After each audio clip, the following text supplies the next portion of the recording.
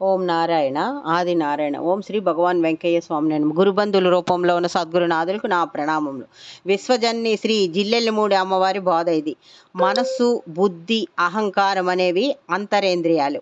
ఇవి కరచరణముల వలె బయటికి కనిపించేవి కావు, కానీ నిత్యం మనిషి ప్రవర్తనను ప్రభావితం చేస్తాయి.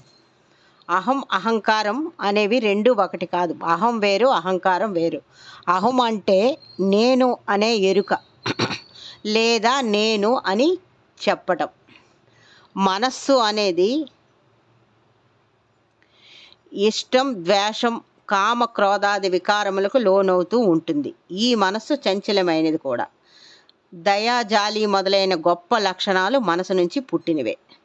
మనసును మంచి ఆధ్యాత్మిక భావాల వైపు మరలించినచో మనస్సులో స్వచ్ఛమైన పరిపూర్ణమైన భావనలు కలుగుతాయి.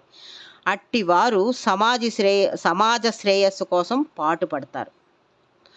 మనసు ఒక్కొక్కసారి కర్తవ్యాన్ని విస్మరిస్తూ ఉంటుంది. బుద్ధి దాన్ని సరిచేస్తూ ఉంటుంది. జ్ఞానేంద్రియాలు, కర్మేంద్రియాలు కంటే మనసు గొప్పది. ఆ మనసు కంటే బుద్ధి గొప్పది. బుద్ధి కంటే ఆ పై స్థాయిలో ఉన్న పరమాత్మ ఇంకా గొప్పవారు. వారు మనం చేస్తున్న పనులకు సాక్షిగా ఉంటారు. బుద్ధి అనేది మన గత జన్మ కర్మ ఫలానుసారం స్పందిస్తూ ఉంటుంది. అందువలనే బుద్ధి కర్మానుసారిణి అని అంటారు.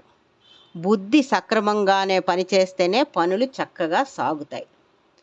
అహంకారం అనేది మనసులో ఒక భాగం. నేను, నాది, నాకు మాత్రమే తెలుసు, నేను గొప్ప అనే భావనలతో ఒక్కొక్కసారి కంటికి ఎదురుగా కనిపిస్తున్న నిజాన్ని కూడా గుర్తించలేము. దీనినే అహంకారం అంటారు.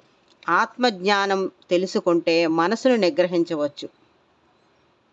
జ్ఞానేంద్రియాల్ని అదుపులో పెట్టుకోవచ్చు. నిగ్రహించబడిన మనసుతో అదుపులో ఉన్న జ్ఞానేంద్రియాలు మరియు కర్మేంద్రియాలతో రాగద్వేషములు లేకుండా నిష్కామంగా కర్మలు ఆచరించినప్పుడు మనశ్శాంతిని పొందుతాం. చిత్తం అంటే ఆలోచనలు, భావనలు, సంకల్పం మొదలగునవి ఏర్పడే ప్రదేశం. ఇది మనసులో ఒక భాగం.